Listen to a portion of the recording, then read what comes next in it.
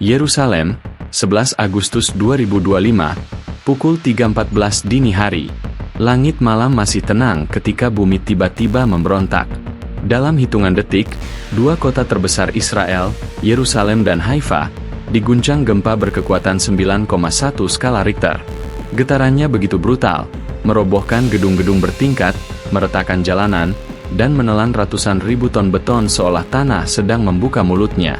Tidak ada sirene roket, tidak ada peringatan udara, hanya suara rendah yang menggeram dari perut bumi, diikuti ledakan kaca dan teriakan yang bersahutan di kegelapan. Dalam waktu kurang dari 2 menit, ribuan bangunan runtuh.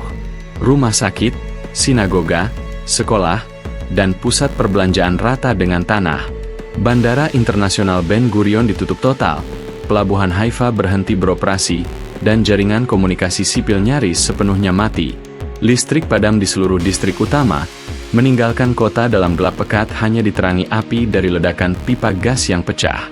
Bagi militer Israel, ini adalah mimpi buruk yang tak pernah masuk dalam simulasi.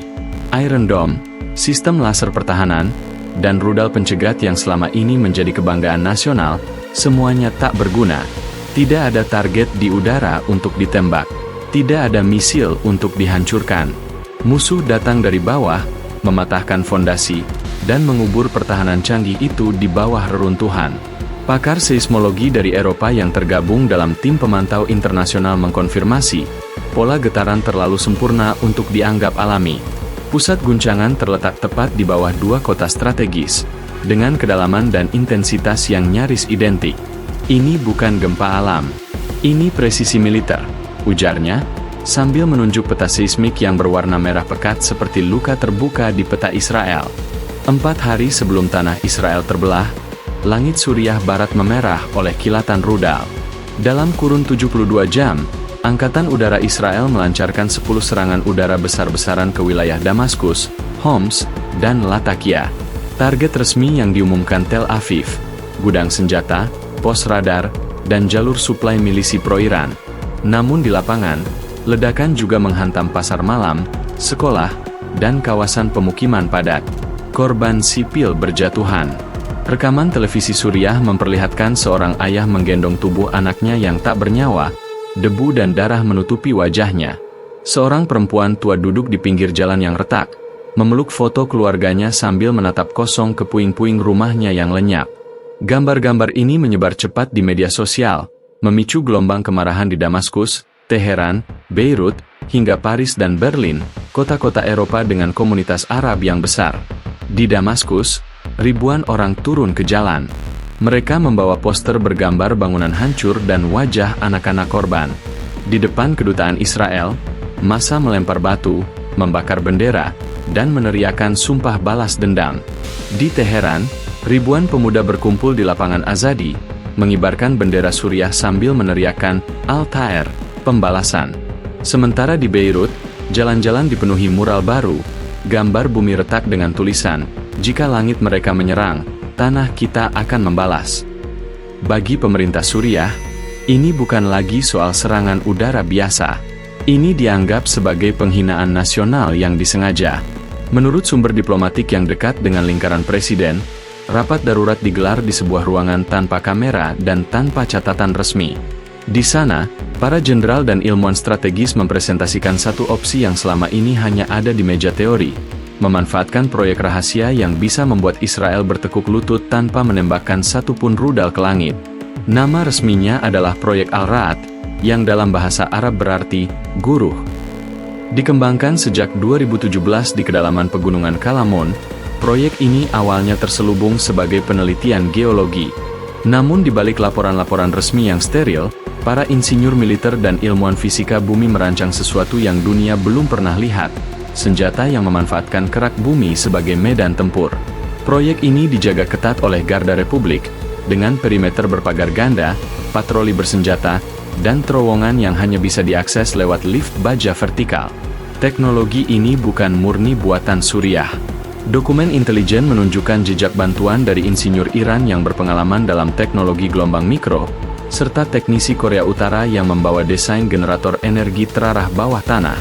Gabungan keahlian ini menciptakan perangkat raksasa berbentuk silinder baja berlapis, terkubur 300 meter di bawah tanah, dirancang untuk memicu ketidakseimbangan mendadak pada patahan tektonik laut mati. Peluncurannya tidak seperti menembakkan rudal. Operator mengaktifkan reaktor mini nuklir sebagai sumber daya, lalu memancarkan gelombang mikroelektromagnetik dengan presisi ke titik-titik lemah di bawah permukaan. Dalam simulasi, getaran ini bekerja seperti jarum akupunktur pada planet, menyentuh saraf geologi yang bisa memicu pelepasan energi raksasa. Dan malam itu, jarum itu benar-benar ditusukkan. Satelit pengintai milik Rusia dan Tiongkok menjadi saksi pertama. Mereka merekam lonjakan anomali elektromagnetik dari koordinat Kalamon, diikuti gelombang getaran mikro yang bergerak seperti jaring laba-laba menuju barat daya. Dalam 47 detik, pusat guncangan terbentuk secara bersamaan di bawah Yerusalem dan Haifa, terlalu tepat, terlalu cepat, dan terlalu mematikan untuk dianggap kebetulan alam. Israel resmi menetapkan status darurat nasional hanya 1 jam setelah guncangan pertama. Tank, kendaraan lapis baja, dan pasukan cadangan memenuhi jalan-jalan, bukan untuk berperang, tetapi mengevakuasi korban dan menjaga ketertiban. Di bawah tanah, kabinet perang berkumpul di ruang rapat yang penuh peta dan layar monitor. Nada suara meninggi, jari-jari saling menunjuk. Mossad disalahkan karena gagal membaca perkembangan teknologi Suriah, sementara IDF dianggap lalai menyiapkan protokol pertahanan non-konvensional. Malam itu, Perdana Menteri Benyamin Netanyahu muncul di televisi nasional. Pidatonya singkat, kurang dari 5 menit, dan berisi kutukan terhadap penggunaan senjata terlarang oleh Suriah. Namun tidak ada permintaan maaf, tidak ada refleksi, dan tidak ada penjelasan mengapa pemerintah gagal mendeteksi ancaman. Publik langsung bereaksi. Seorang warga menulis di platform X, "Kami butuh jawaban, bukan pidato kosong. Rumah kami runtuh, bukan karena hujan, tapi karena negara ini gagal menjaga tanahnya sendiri." Dunia terbelah. Media Barat menyebut tindakan Suriah sebagai barbar dan tak berperi kemanusiaan. Namun di sejumlah negara berkembang, analis militer memuji ini sebagai inovasi pertahanan negara kecil terhadap kekuatan besar. Jika langit dikuasai musuh, maka kuasailah tanah, tulis seorang kolumnis dari Al Jazeera. Di Moskow dan Beijing, para pejabat menolak memberi komentar resmi, namun laporan intelijen bocor menyebut kedua negara sudah mempelajari pola serangan itu dengan minat yang sangat tinggi. Sementara itu, media sosial menjadi arena sarkasme global. Tagar Earth Dome dan Ground Iron mulai trending.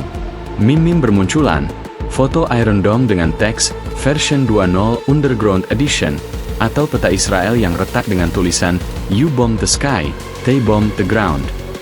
Di Telegram, sebuah kanal populer menulis, "Selamat datang di era baru peperangan, di mana bumi bisa memihak." Para ahli geofisika memperingatkan bahwa keberhasilan serangan ini bisa membuka babak baru dalam perlombaan senjata. Jika senjata nuklir memaksa negara berpikir 2 kali sebelum menekan tombol, senjata seismik justru mendorong rasa ingin tahu yang berbahaya, kata Dr. Karim Al-Masri, pakar tektonik dari Universitas Kairo. Ia menambahkan, bumi punya memori, ganggu satu patahan, dan gelombangnya bisa menjalar ribuan kilometer. Di ruang-ruang diplomasi yang remang, para pejabat tinggi berbisik tentang skenario mengerikan. 5 negara, masing-masing dengan versi senjata seismiknya sendiri, saling mengancam sambil memegang tombol pemicu gempa. Kalau ini baru satu getaran, bagaimana kalau ada 5 negara yang memegang teknologi ini? Tanya seorang diplomat Eropa dengan nada nyaris bergetar. Ironi ini tak terhindarkan. Sebuah negara yang terkenal dengan sistem pertahanan udara tercanggih di dunia, lumpuh oleh senjata yang tak terlihat dan tak terdengar, sampai terlambat untuk bereaksi. Radar, satelit, dan senjata laser mereka menjadi penonton tak berdaya di hadapan tanah yang bergerak. Malam itu, bumi menjadi pihak ketiga dalam perang yang tak pernah dimintanya. Getaran itu berhenti, tetapi resonansinya, politik, militer, dan psikologis, terus bergema di setiap ruang rapat dan setiap mimpi buruk para pemimpin dunia. Sejak hari itu, tak ada yang lagi bertanya, bisakah ini terjadi? Pertanyaannya berubah menjadi, kapan ini akan terjadi lagi?